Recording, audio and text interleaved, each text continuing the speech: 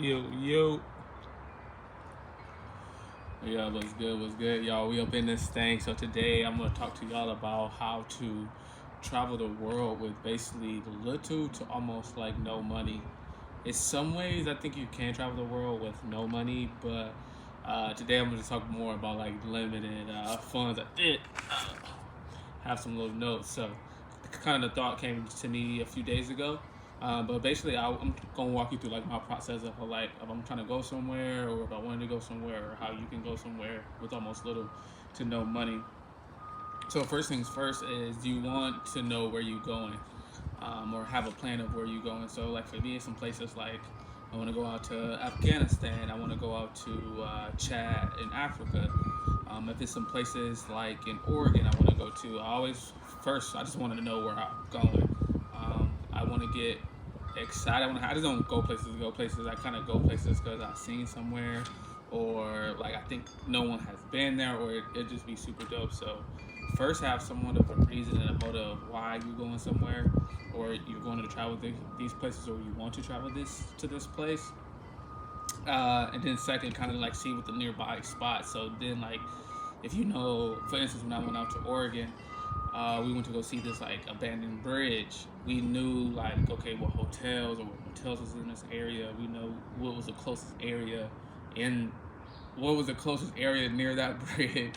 What Airbnbs or hostels or whatever. So basically, you want to wherever is your destination of what you want to see. You want to go close to that area because it's gonna be way more convenient. So find like whatever the tourist spots are or non-tourist spots, but you just want to get somewhere close to that area. And then if it's international, it's a few ways you can travel to these places with not having a lot of money. So if it's international, you can one is called like couch surfing. You can find people online, literally stay at their house for like mad cheap.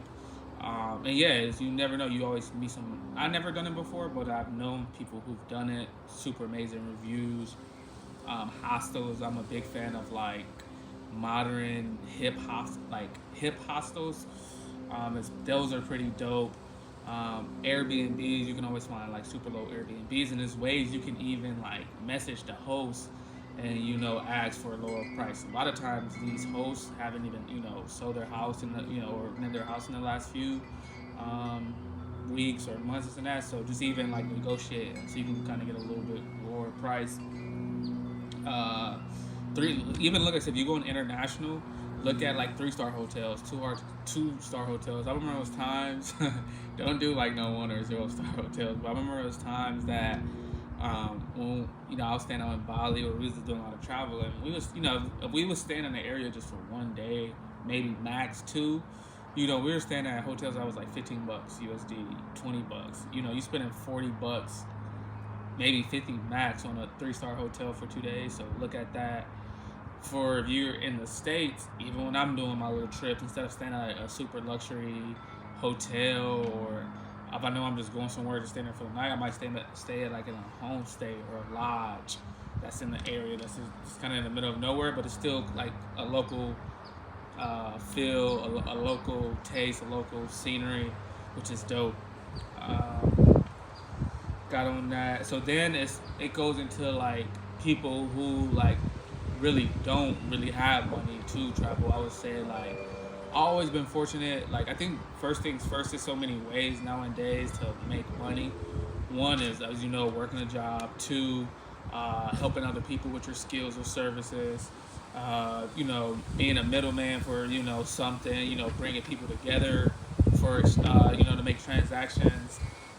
So many people online making money from AI to stocks to crypto. So it's so many ways you can make money. But I think if this is going for a person who is working a job, I would say first thing first, always try to find a job that you can make tips. I always been fortunate enough to I worked customer service based jobs. So I was never really just paid like an hourly wage. I was paid like an hourly wage plus more. Because I was always working in the hospitality industry, always working with people, always like networking with people, always listening to people, solving problems, etc. So yeah, first things first, if you can get a job with tips, then you can kind of save up your tips. If not, say you working just a regular 9 to 5 job, which is cool. One, try to pick up hours. Always try to pick up hours if you can, and then like it's like those hours that you picking up. Then you can like I would say if you work a good job, maybe I won't say go if you never really travel before you try to travel. Maybe just do like two for this year. Maybe like two trips. You know, sometimes it's good to do once every quarter, so 4 trips in a year, but just do 2 trips. And then if you know you saving up for 2 trips, like say this summer, like okay, I know this summer I'm going to go to Africa, whatever. I'm going to go to Africa this summer. Then I will be working almost every day trying to pick up so many shifts, so that I know I'll have extra money just for this. So, uh, one, yeah, just pick up more shifts, trying to get a job that involves customer service based.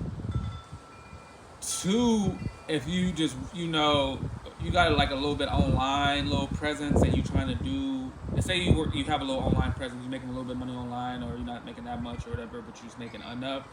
What you could do is ways you can volunteer abroad. So say if you want to go out to China or you want to go out to